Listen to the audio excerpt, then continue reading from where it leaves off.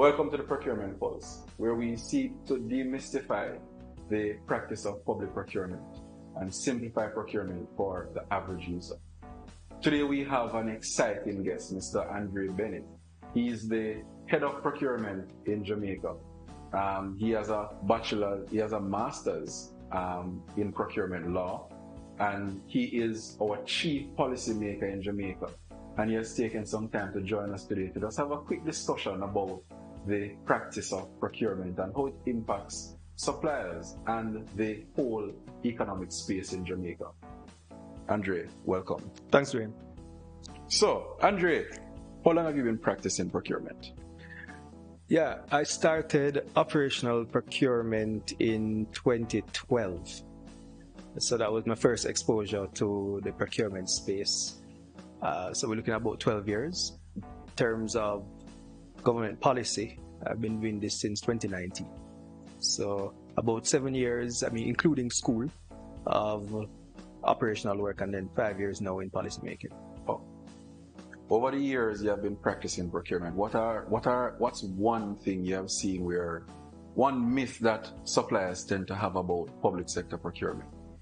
Yeah, I think the biggest myth, and there are many, is that the government had already decided who was going to win the contract before even going out to market. I think maybe in the past that might have been the case, but public procurement systems in many senses are so transparent these days and built on these principles that are guaranteed and that are reinforced through the institutional arrangements that even if that happens, it's in the minority.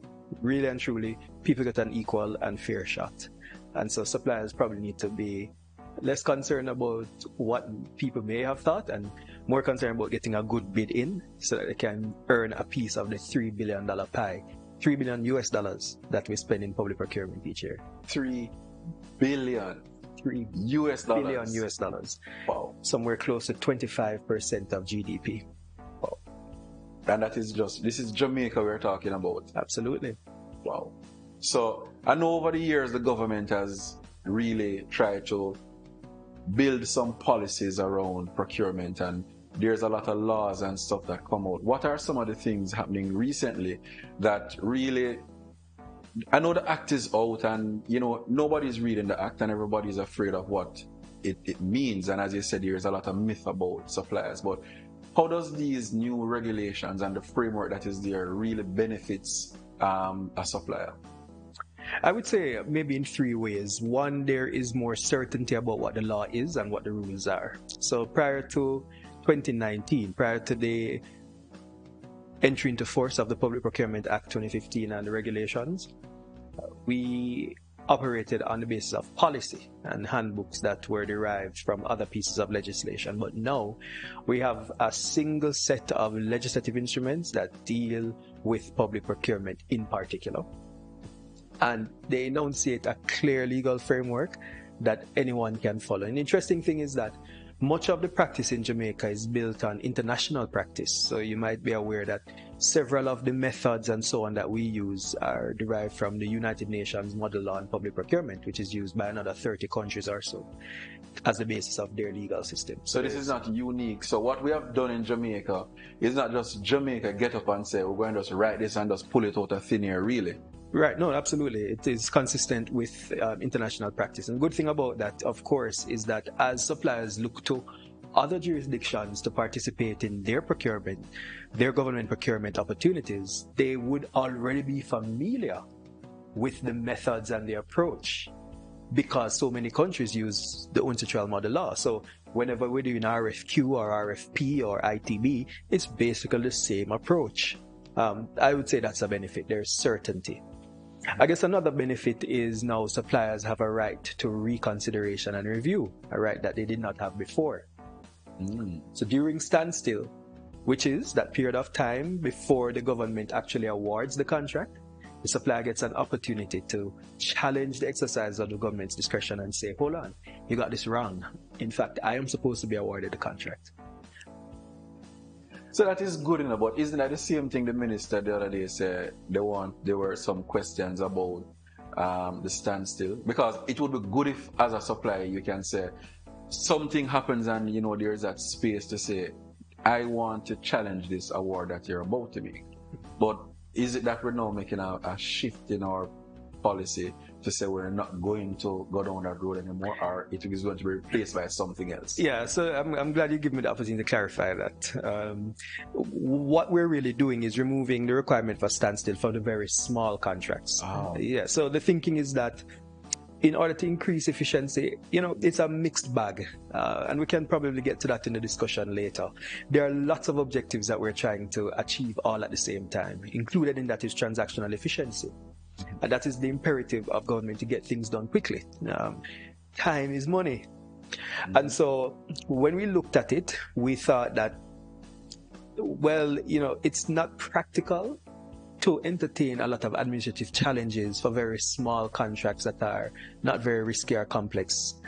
And, the benefit to government of being able to get those through quickly is that it opens up time to focus on the larger contracts that are more consequential. So we're just removing it from very small valued contracts. Right now, even a contract for $10 is subject to standstill, right? $10? Yeah. Wow. And so we're removing it from the very small contracts. I mean, details will emerge after the legislative changes are made. So, yeah, the supplier gets a right to challenge. The supplier is very certain about what the legal framework is and where to find it. And I guess a third thing is that there is greater transparency and accountability on the part of government actors that's wrought by the law. Wow. One of the things that suppliers should be interested to know is that if a procurement officer or, say, a head of entity, pursuant to Section 26 of the Act, chooses a method of procurement that it is discovered afterwards resulted in loss to the government, the officer can be surcharged the value of the loss. So if the officer chose single source procurement or chose to restrict competition, and it was proven afterwards that, in fact, if there was competition, the government would have gotten a better deal, the officer could be made to pay the difference. Wow. So how can a supplier take advantage of, for example, how can I, as a supplier, take advantage of something like that? How would we even know that such a contract was done single source in the first place? Yeah, good point. Well, there are two ways. One is that procuring entities are actually mandated once a contract is formed to publish a notice of contract award as pursuant to, I think, Section 42 or 43 of the Act. So that every time a contract is formed, the supplier is able to look in the papers or on GoJep to see the formation of that contract. What is GoJep? GoJep is the government's electronic procurement system, Government of Jamaica electronic procurement portal. And so we do e-procurement in Jamaica? Yeah, long time. From 2016, we've been doing e-procurement. As I say, only the elites of suppliers are able to go on that system. So why would you think so? Everybody is welcome. Last week I was with a group of micro, small, and medium-sized enterprises. Well, not last week, earlier this week, in Mandeville. And one of the participants asked me, well, what are the requirements for participating in government procurement? I listed them, and she said, yes, but you also have to be a registered business, don't you? Mm-hmm. And I said, but no, you can actually be a sole practitioner, and participate in government procurement. Meaning any single... You can be a tradesman, a craftsman, as long as the government has a demand for the thing that you supply, whether it's a service or good. How you know that they have a demand, though? Because I think a lot of small business don't know that there is a demand, and then there's the perception that the demand is manufactured in some cases. And in other cases, I've heard that the most used method of procurement in Jamaica is actually some kind of restriction where they directly invite persons. So how would the average man know that, there is that opportunity? Yeah, well, the first thing I'd say is the businessman has to seek out opportunities. Needs to make himself known to procuring entities, or herself known, to say, well, look, these are the things I offer, and to become sort of ingratiated in that procurement space. I'm not talking about making shady deals behind closed doors. I'm talking about marketing the business so that the procuring entity is aware of what you offer. But also I was making mention of the fact that there is lots of data available on GoJet. Right. I need to double check if a supplier can see the list of contracts that are published. I think it's possible. Suppliers can demand information from procuring entities. They can, of course, as long as it's not confidential information. Give me an example of something that would benefit a supplier that they could demand from a procuring. Give me a list of contracts and their value over the last 3 years in this particular industry. Or for this particular goods. Suppliers can do that? Of course. And so public information, dude. It's not a sinister thing. It's public dealings. It's taxpayer dollars that's financing these contracts. You know what I mean? So there is a duty on procuring entities to ensure that certain information is kept confidential, because you don't want to disclose a supplier's business secrets. But at the same time, there are certain facts about the formation of contracts that suppliers can have access to and that they can look back at to see, well, you know, maybe this is an area that I can fill the gap. Wow. I mean, that is interesting. But, you know, I want to go back to something that you said where suppliers can market themselves to practitioners. How do they do that and not get entangled with the Integrity Commission or be seen as you're trying to overstep or unduly influence something in the future? And while we're looking at that, like, how does it benefit a supplier with the existence of Integrity Commission and PPC? Because Jamaica, from what I understand, has one of the most rigorous methods of supplier registration. How does that benefit the supply market overall? Yeah, that's a lot of weighty issues in those two questions. Let me see if I can answer properly. Well, the first one is, how does a supplier sort of, you know, do what I suggested earlier? Yes. Make himself known or herself known without running afoul of the law. No, you sort of answered the question in your question. The issue is not a supplier introducing him or herself or itself to an entity. The issue is when, having submitted a bid, the supplier tries to influence the result for its benefit. That's the problem. I mean, how do people go about marketing their goods and services generally? They may take out advertisements in the press, or they may do fancy advertisements on television, including, lots of very expensive paid actors. They may make cold calls to businesses. They may do internet or social media marketing, etc. Bring the attention of your business to the government. The government is spending more doing than everybody else combined in this country. The government is the largest spender. You said what? 25%, 25% of GDP, roughly. Yeah. But here's a question. So in the private sector world, there are different times of the year that, you know, you may do a little package and send to some of your key persons, and oftentimes the year practitioners say, well, we're not allowed to receive gifts. Now, we don't see it as just gift giving. If you're looking at it from the supplier side, it is seen as a way to market your business, in the sense that you're now sending different tokens to different places that you would have done business with over the years. I mean, in some cases, just as a thank you to say, you know, we have done well, thank you for allowing us the opportunity to participate. And we know it's a job, but here's a token. And by the way, here's a little booklet of some other things that you do embedded in it. Here's a little desk thing that you can put in your desk so we remain top of mind. Here's a calendar, etc. But oftentimes it is frowned upon that, you know, they don't receive gifts, and there are some persons that have a hands-off approach when dealing with the suppliers. How do you balance all of that? Yeah. You know, we exist in such a low trust environment in this country, whether in public procurement or elsewhere. The assumption is that when somebody acts in a particular way, it is with an ulterior motive, that they're looking for some kind of extraordinary benefit to which they're not entitled. And the low trust manifests itself even in the way that the legislative framework has materialized. You know, multiple levels of scrutiny and oversight which ultimately have an impact on the efficiency of the system. The point I'm making is that there is low trust. Well, first of all, when I talk to practitioners, I say to practitioners, so the suppliers are your friends, they're not your enemies. The idea of having suppliers at arm's length all the time and not really bringing them closer to your business is rubbish.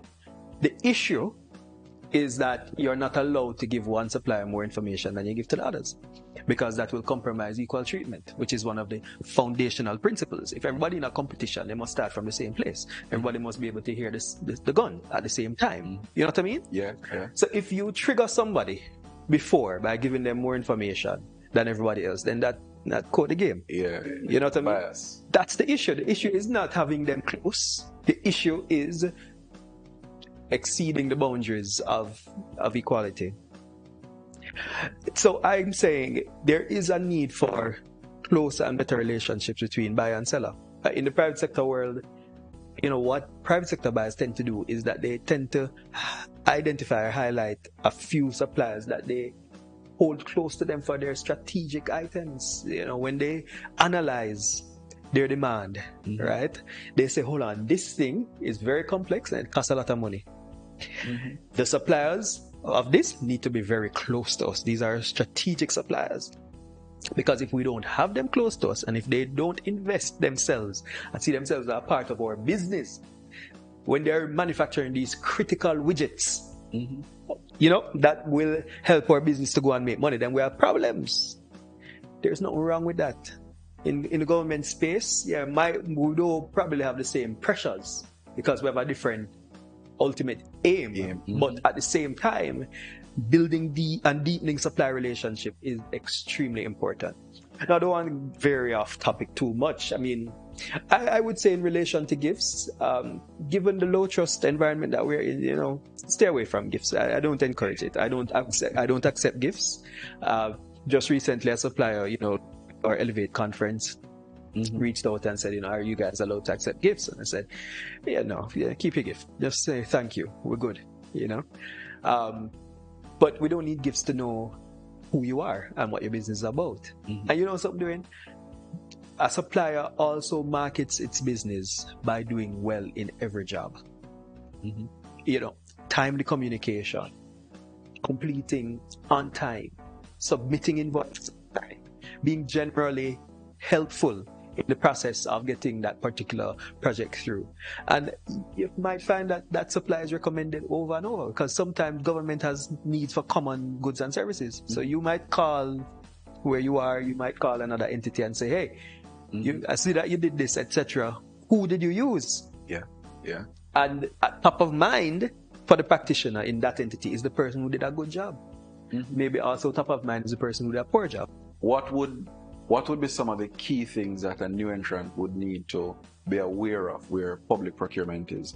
And, you know, new entrant, like, me just go register a business, and me know, say, me see an opportunity, and I say, all right, you know, I wonder if I can do this. Or I don't even know that opportunity exists. But where would I go to find some of the laws that would govern and some of the things that would help me to really onboard into this big thing called government procurement and become a government contractor? Yeah. So the laws and the regulations, etc., are available on the website of the Office of Public Procurement Policy, www.procureja.gov.jm. And that's a good place to start. There are other resources on it. It gives you a sense, a flavor of what government procurement is about, and the objectives that we're pursuing, and how we tie those objectives to the ordinary, everyday man, you know. The bidding document that you would access from GoJEP that we discussed about earlier, that will also give you lots of instructions about how to submit the bid, and certainly the definition of the subject matter would be included in those documents that you need to read and understand and make sure you submit a responsive bid. You can also find resources generally on YouTube, where people who have YouTube pages like yourself who might, you know, from time to time discuss, give good tips about how to understand the bidding documents and what the government is actually looking to achieve by distributing them or by issuing them. You can Google generally about how to participate in government contracts. But one of the things that a new entrant needs to be mindful of is that maybe it doesn't have all the experience it needs. And so what's really, really good is if you participate with larger players in the industry and sort of become a subcontractor on some of their larger jobs. So you might find them at professional networks, or you might find them in industry fairs, etc. And you go and you latch on to a bigger player who has been doing it for a while, and you say, this is my business, it's a subset of what you do. Over the next couple of X period, I want to do work for you. Again, I was with some people in Mandeville last week, as I was telling you, and one of the players, one of the MSMEs came to me and said, look, we've been doing work as subcontractors to a particular firm for the last X number of years, and we're doing island-wide work. A matter of fact, that big company has won almost every tender for that particular thing. So these guys were subcontractors to them to do it. Wow. And the man said to me now, yeah, we're tired of the subcontractor thing. We are now looking to go do our own. We are going to be bidding for the contract the next time. So now you hear that they are now ready to take that leap and step out there because they have really gone ahead and participated actively in the practice of procurement with a bigger player, and now they're ready to really go out. And I guess that's one of the ways that new entrants can really get a hold of this whole practice of procurement and getting them foot wet. But then, that brings us to another question though. Where are, outside of the website that you just pointed out, what are some of the other resources that where can suppliers find some other resources to really help them to navigate and understand this whole thing about procurement? The Chambers of Commerce. The Jamaica Chamber of Commerce has activities year to year concerning business and business development. Our office has participated in some of those. The Private Sector Organization of Jamaica, the Jamaica Manufacturers and Exporters Association, other similar professional groups, the Micro, Small and Medium Size Alliance, and Medium Size Enterprise Alliance, MSME Alliance. There are a whole heap of little groupings of people who can give you the information that you need. The Incorporated Master Builders Association for people in that space. There are quite a lot of ways that you can network with other people, and you can get information through those means because they put on symposia and they have fora to discuss government procurement. And I can tell you, as I say, we've been a part of many of those discussions over the years.